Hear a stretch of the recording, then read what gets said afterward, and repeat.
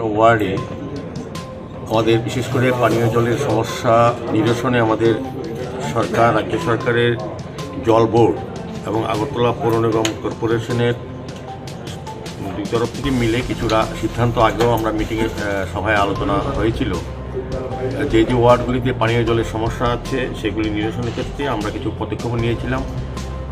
আজকে এটা বিস্তারিত আলোচনা হবে। গত মিটিংয়ে যে আলোচনা হয়েছে তার কতটা আমরা সফলতা পেয়েছি বা এই জলের যে ক্রাইসিস আগরতলা শহরে বিভিন্ন ওয়ার্ডে কিছু কিছু জায়গায় আছে এখনও, সেগুলি নিরসনের ক্ষেত্রে কী কী ব্যবস্থা গ্রহণ করা উচিত, সেক্ষেত্রে জল বোর্ডের সুপার ইঞ্জিনিয়ার সহ তাদের আধিকারিকরা এসছেন। আমাদের আগরতলা পৌর নিগমের ডেপুটি মেয়র, আমাদের এমআইসি মেম্বার, জোনাল চেয়ারম্যানগণ, আমাদের কমিশনার সাহেব ডক্টর শৈলেশ যাদবজি, সাজ্জাদজি, এডিশনাল কমিশনার সহ আমাদের যারা এই কাজের সঙ্গে যুক্ত আছেন, এক্সিকিউটিভ ইঞ্জিনিয়ার প্রত্যেকে উপস্থিত আছেন। তো মূলত আমরা আগে বলেছিলাম আগরতলা শহরে আমরা 48টা ইউপিএল আমরা করবো, যেটাকে আমরা বলা হয় 24টা হচ্ছে ডিডব্লিউএস করবে না, আর 23টা আমরা করবো। তো আইআরপি যেটা আমরা তাকে কোনো ওয়ার্ডে আমরা এখনো জায়গা ব্যবস্থা করতে পারিনি, সেক্ষেত্রে কিছুটা অসুবিধা হচ্ছে। আর যেখানে জায়গা পাওয়া গেছে সেখানে 47টা 24টা মতো আপনাদের আচ্ছা আচ্ছা। তো 47টা যে জায়গাগুলি আমরা অনেক জায়গাতে জায়গা পাওয়া যায়, কিছু জায়গা পাওয়া গেছে, কিছু কাজ শুরু হয়েছে। বাকিগুলি কেন হয়নি আজকে স্ট্যাটাসটা জানানো হবে যে কী পজিশন আছে, এবং 50টা মতো আমাদের সমাবেশ পাঠানো হবে না।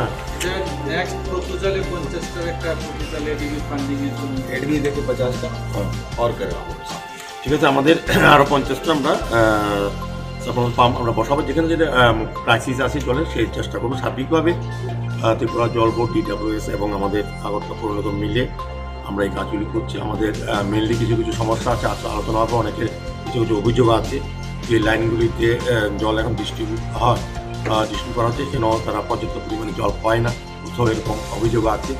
পাশাপাশি কিছু কিছু ক্ষেত্রে জলের একদমই ক্রাইসিস আছে, সেগুলি কীভাবে নিরসন করা যায় আজকে মূলত এই কারণে আলোচনা করব।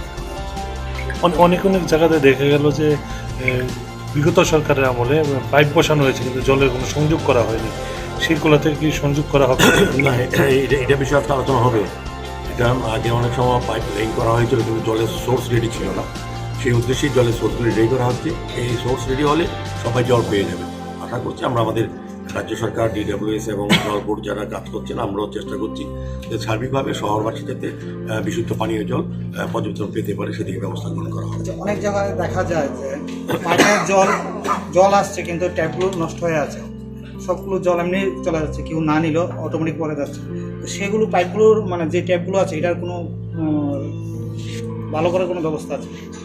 অ্যাকচুয়ালি আগরতলা শহরের এটা একটা মানে দুর্ভাগ্য বলবো, আমরা যত কাজ করি বেশিরভাগই চুরি হয়ে যায় অনেক ক্ষেত্রে।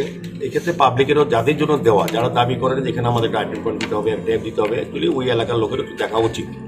আমাদের দপ্তর বা সরকারের পক্ষ থেকে যারা এই কাজটা করেন তারা তো নিয়মিত একটা লক্ষ্য রাখেন, কিন্তু প্রতিদিন প্রতি মুহূর্তে এটা লক্ষ্য রাখা সম্ভব হয় না ডিপার্টমেন্টের পক্ষে যারা এরকম লাগান। তবে আমি বলবো যে আমরা চেষ্টা করছি যে এটা কোনোভাবে বন্ধ করা যায় কিনা, পাশাপাশি এলাকার